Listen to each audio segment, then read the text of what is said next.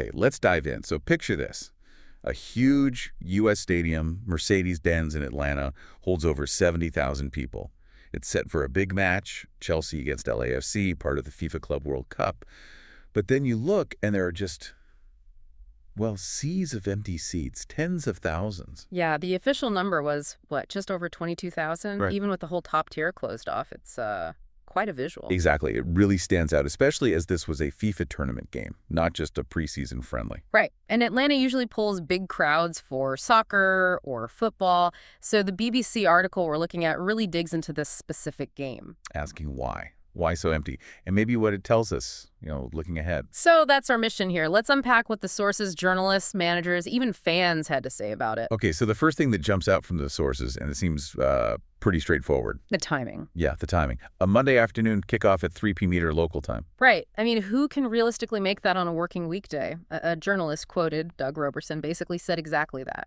He didn't mince words, did he? He apparently said, the people aren't here because it's Monday at 3 p.m. Uh-huh. And he sounded almost surprised that even 22,000 people managed to show up. So timing is clearly a big one. But the sources point to other things, too, like ticket prices. Yeah, that came up quite a bit. Apparently, they started off pretty high. They did drop later, didn't they? The article mentions you could even get them for like 26 days in the game. Right, but the damage might have been done by then, That initial high price could easily put people off planning to go. Phil McNulty at the BBC, he called the empty seats an early embarrassment for FIFA.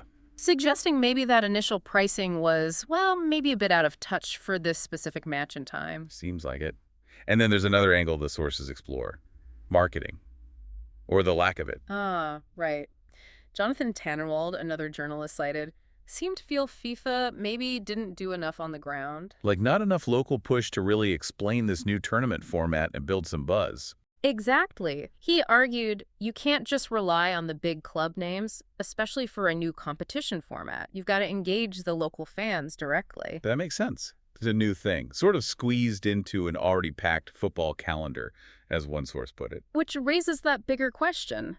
How much do fans actually care about this specific tournament compared to, say, the Champions League or their domestic league? And some fan comments in the article seem to echo that skepticism. Yeah, questioning the format, worrying about player burnout with even more games. Like it's feeling like there's almost too much football demanding their time and money now. Plus the big one looming in the background. The 2026 World Cup. Right. The suggestion is that maybe some fans are consciously saving their money, their vacation days, everything for that. Which is a really important link the sources make, because this Club World Cup is seen as a test run, a dress rehearsal for 2026. Yeah, testing the stadiums, the logistics, the whole operation in the U.S., Canada, and Mexico. The Chelsea manager, Maresca, even mentioned how weird it felt playing in an almost empty stadium.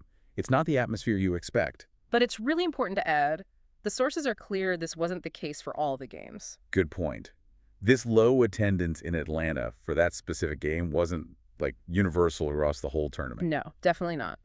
They mentioned other matches had huge crowds. Boca Juniors versus Benfica got over 55,000 in Miami. PSG versus Atletico Madrid saw over 80,000. Inter Miami's opener had over 60,000. And Atlanta itself has filled that stadium for football before, even for a Chelsea friendly a couple of years back, so it can be done. Okay, so wrapping up this deep dive, the sources suggest it wasn't one single silver bullet for that low turnout. No, it sounds like a mix of things. That really difficult Monday 3 p.m. slot was probably the biggest factor. Plus the initial ticket prices being too high, maybe not enough specific local marketing from FIFA for this new event. And maybe just some fan ambivalence or apathy towards this particular tournament right now. Football overload, perhaps, and saving up for 2026. But the fact other games drew well shows it's not impossible. Depends on the circumstances. Right. And since this whole thing is framed as practice for the World Cup.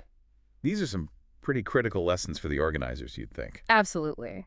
So thinking about everything, the sources raised the timing, the price points, the marketing push, the tournament's actual relevance to fans right now. What do you, listening, think is the single biggest takeaway, the most crucial lesson for anyone planning these massive global sports events going forward? Something to think about.